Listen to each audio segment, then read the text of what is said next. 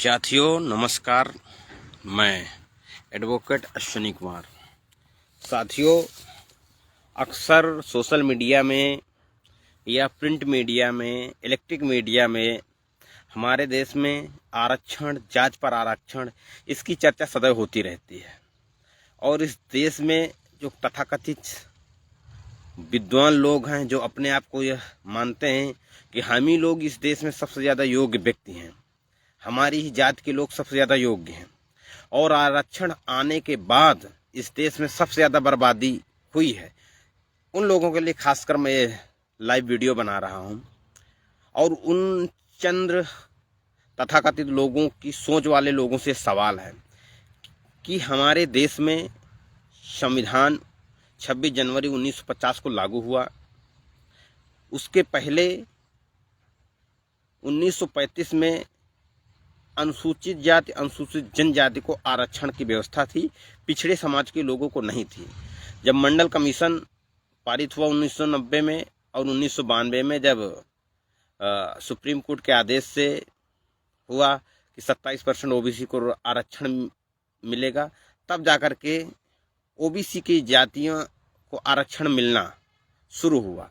लेकिन इसके पहले यदि हम इतिहास के पन्नों में पलटें तो ईसा पूर्व के बाद, यानी ईसवी बाद और 26 जनवरी 1950 के बीच में जो लोग यह आरोप लगाते हैं कि आरक्षण से अयोग्य लोग भर्ती हो गए, तो उन लोगों से यह सवाल है, उनको यह जवाब देना चाहिए कि ईसवी के बाद और 26 जनवरी 1950 के बीच में भारत में ऐसे कितने वैज्ञानिक पैदा हुए जिन्होंने विश्व के पटल पर अपना नाम किया हो, अपने देश का नाम किया हो।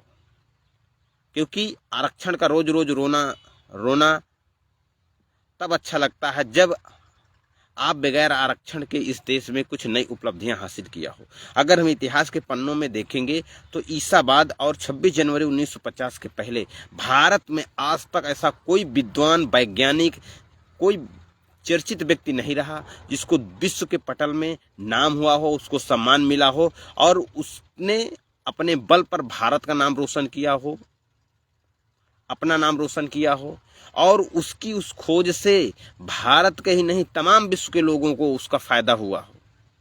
लेकिन इतिहास में हम अगर गौर करेंगे तो ऐसा कुछ नहीं है। तो ये लोग क्यों रोते हैं कि आरक्षण के वजह से इस देश में सब कुछ बर्बादी हो रही है। वास्तविकता में यह देखा जाए, इस देश का सबसे ज्यादा बर्बादी का मुख्य कारण है कि इस देश में तथाकथित ऊंची जाति के लोगों की ओछी मानसिकता की वजह से इस देश में सबसे ज्यादा नकारा लोग पैदा होते हैं।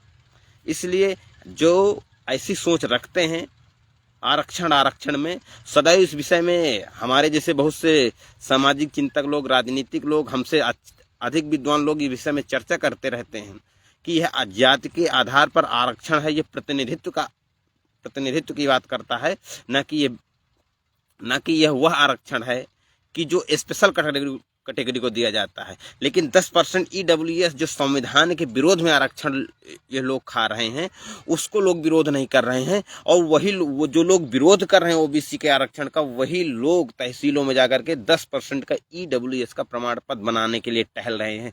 यदि इतना ही खैरात और भीख है 10 आरक्षण, तो 10% का ईडब्ल्यूएस आप मत लें, छोड़ दें और यह कह दें कि हम आरक्षण के भूखे नहीं हैं, हम खैरात नहीं चाहिए। तब हम यह जानें कि आप लोग इस देश के सही हिमायती हैं और आप लोगों को आरक्षण नहीं चाहिए। इसलिए तथाकथित छोटी और नीच सोच के जो लोग हैं, उनको अपनी सोच में परिवर्तन लाना चाहिए। यदि आपको इतना ही जाति से समस्या है तो आप जाति के विरोध आरक्षण का करते हैं, उसी प्रकार से आपको इस देश में जातियों को खत्म करने का करना चाहिए कि कोई भी जाति प्रमाण पत्र नहीं बनेगा, कोई भी व्यक्ति जाति के आधार पर ऊंचा नीचा नहीं रहेगा, किसी भी व्यक्ति को जाति के आधार पर समाज में सम्मान नहीं मिलेगा। तब यह उचित आप लोगों की लड़ाई मानी जाएगी कि हाँ, जाति के आधार पर आरक्षण नहीं होना चाहिए। लेकिन यदि इस देश में जातियां हैं तो जाति के आधार पर आरक्षण रहेगा, यह हमारी कोई बहुत मांग नहीं है। यह एक वर्तमान समय में इस देश का बहुत बड़ा राजनीतिक मुद्दा है, और जो इस मुद्दे को नकारने की कोशिश करेगा, निश्चित तौर पर वह मिट्टी में मिल जाएगा, वह और उसकी राजनीति। इसलिए अपने सोच विचार उन लोगों को बदलना चाहिए जो लोग यह कहते एक जाति आरक्षण को आरोप की दृष्टि से देखते हैं। ये एक बहुत ही व्यापक सोच की विचारधारा है, क्योंकि यह आरक्षण भारत में ही नहीं दुनिया के सभी देशों में आरक्षण की व्यवस्था है, और वो जिस देश में आरक्षण है उस देश की सामाजिक व्यवस्था के आधार पर है। जिस प्रकार से उनके देश के सामाजिक ढांचा है उसी आधार पर उस देश में आरक्षण है। हमारे यहाँ जाति प्रधान देश है, जातियों की प्रधानता है, इसी के लिए जाति के आधार पर यहाँ पर आरक्षण है। इसलिए जो मुखपुत्र लोग हैं उन लोगों को अपने ज्ञान का वॉल्यूम बढ़ाना चाहिए, ज्ञान का जो दीपक अपने दिमाग में जलाएं और इस देश में भ्रमित करने का काम बंद कर दें। धन्यवाद साथियों।